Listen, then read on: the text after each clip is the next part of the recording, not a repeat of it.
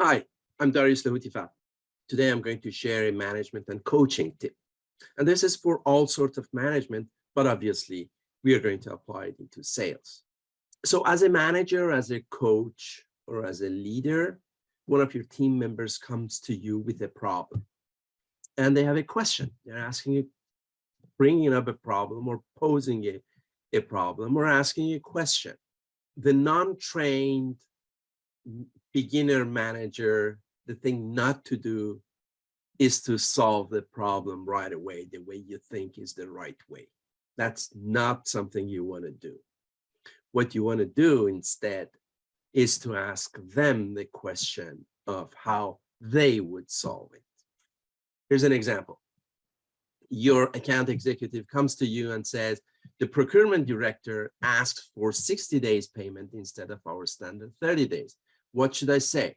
The inexperienced coach would say, we don't accept 60 days. You know that, so say no.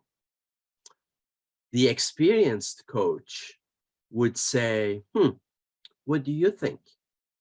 What do you suggest? What are your thoughts? What do you propose? Questions which make your team member think and reflect on it.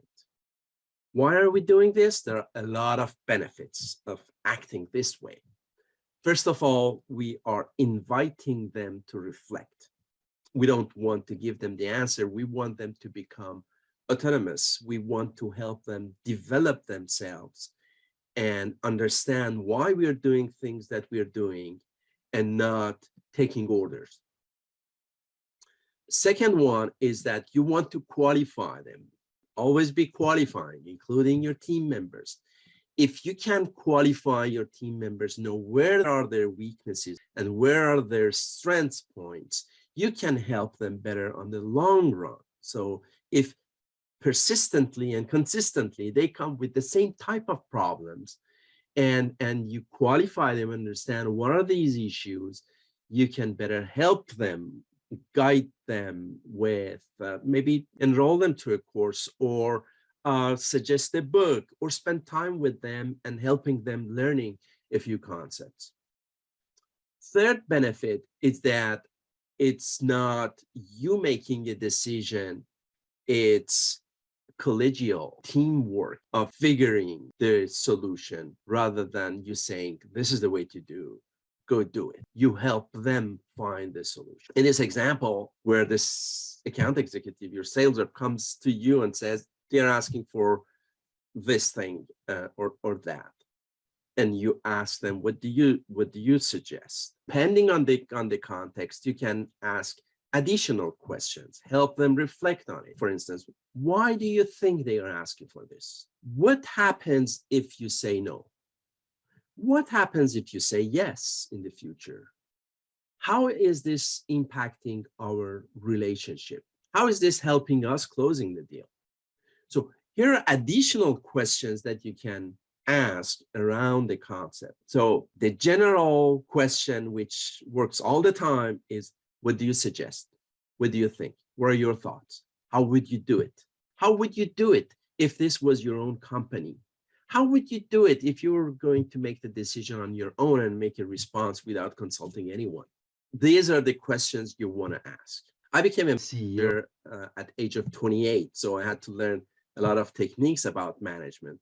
And this was one of the first ones that I learned. And what I had done for that, I had a sticker on my door which was saying, what do you suggest? Like this one. What do you suggest? It was on the door. So before someone coming and knocking at my door, they were reflecting on, okay, I'm coming with a problem and he's going to say again, what do you suggest? And sometimes they would just not knock and get the answer on their own, know what to do. So in a virtual environment, you may have that as your greeting on your IM, instant messaging, or Slack, or whatever you're using.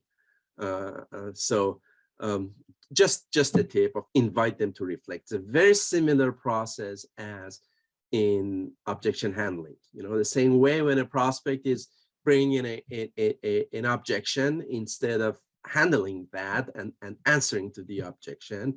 We learn in the advanced MEDDIC course how to handle objections by asking questions and understanding what's behind it.